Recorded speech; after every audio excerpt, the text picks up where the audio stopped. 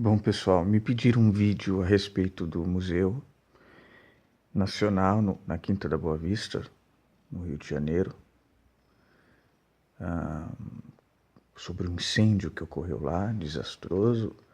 Eu acompanhei ao vivo, fiquei realmente estarrecido. A primeira coisa que eu fiz foi publicar um texto, uma imagem de luto e um texto no meu Instagram e um texto, o mesmo texto, no meu blog, fernandograca.xyz/blog. Só que me pediram, muita gente ainda não acessa meu blog, então me pediu, e não assina o meu blog, então me pediram um vídeo. Bom, vou falar algumas coisas aqui importantes. Primeiro, há uma parcela da esquerda ligada ao movimento dos negros, ao histórico dos negros, né, intelectualizada nesse sentido, que falou, ainda bem, né, aquilo lá era a sede imperialista dos escravistas, da família real, né? Dom João, depois Pedro I, etc. e tal.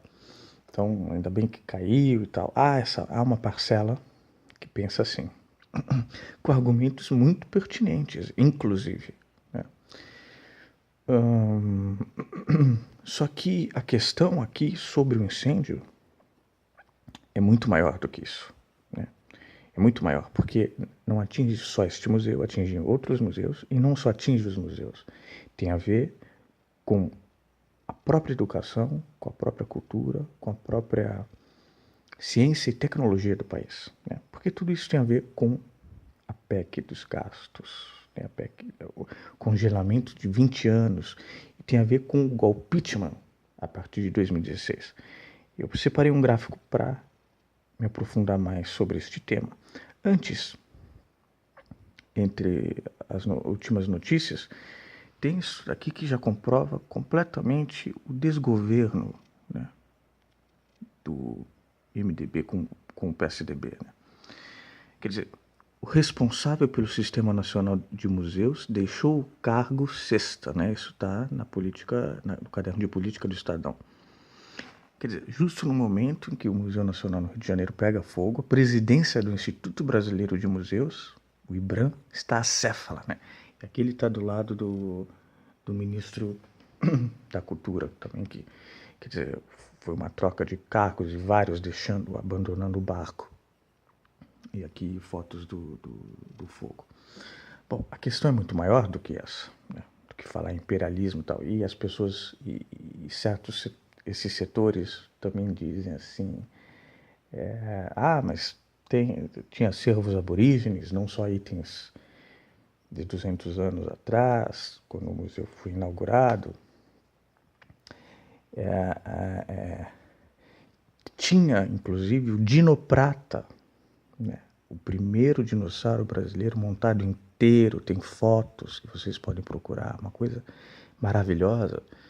Tinha Luzia, o primeiro fóssil humano brasileiro, né? Uma coisa fantástica, importantíssima para a arqueologia, para a ciência brasileira, para a história, enfim. E milhões de itens importantes. E esses ligados ao movimento negro dizem, os movimentos dos negros dizem, mas era sempre de uma forma eurocentrista, né, e tal. Só que a questão é muito maior. Veja só este gráfico sobre o orçamento em milhares, em reais, do museu. Não sei se dá para ver. Bom, eu vou ler para vocês. Em 2013, estava em torno de 500 e pouco, 530 alguma coisa, certo? R$ 1.000, o orçamento deste Museu Nacional. Em 2014 deu uma caída, foi para 400 e pouco. Em 2015 foi para 200 e pouco, 257 mil. Em 2016 cresceu. Em 2017 abaixou. Em 2018 abaixou muito. Quer dizer, a partir deste momento, bom, a Dilma colocou o Levi já em 2014 e tal, mentiu na propaganda e colocou o Levi. Foi muito criticado pelos próprios esquerdistas que votaram nela, militância. Porém, a partir deste momento que o Brasil começa a ficar ingovernável, e mais do que isto, a partir do resultado direto da PEC dos gastos, né, o orçamento cai vertiginosamente deste museu, de toda a cultura, de toda a educação, de toda a ciência e tecnologia. Tivemos recentemente uma autoridade em relação a bolsa de estudos, mestrados, pós-graduações, dizendo que em 2019 teria que cortar. Que país é este? O Brasil não pode virar nesse sentido. Até abril foram aplicados R$ 54 mil apenas na instituição. Um absurdo completo, com resultado visível para todos nós. Quer dizer, o museu necessitava de manutenção, preservação, chegou, conforme eu vi, foi apoiado por vários artistas, Camila Pitanga, gravaram vídeos, chegou a fazer uma vaquinha virtual, um museu nacional daquele porte, a primeira instituição científica do Brasil, pediu uma vaquinha para poder abrir a sua sala de dinossauros. Quer dizer, uma coisa triste, uma coisa triste. Bom, Bolsonaro votou na PEC dos gastos, né? Quem é este sujeito que quer virar presidente? Votou. Vamos votar em deputados e num presidente compromissado em revogar isso. Ninguém quer um Estado que gaste mais do que pode. Ninguém quer.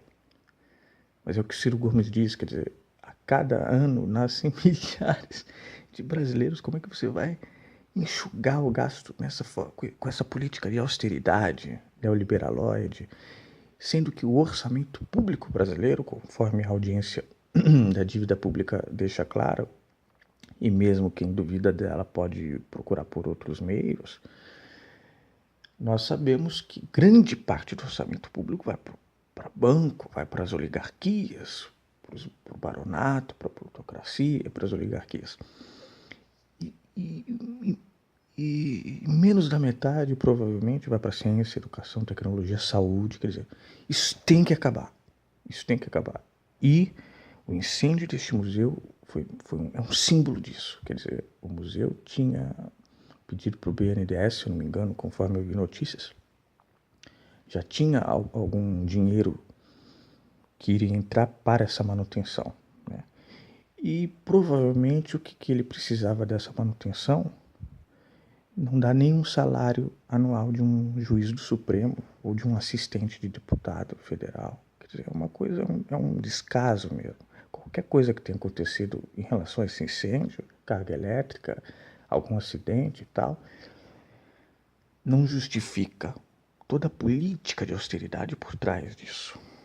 Entendeu? Então, é importante investigar isso, porque há quem ache que isso não tem nada a ver com incêndio. Tem muito a ver. Quer dizer, foi uma tragédia anunciada, conforme dizem.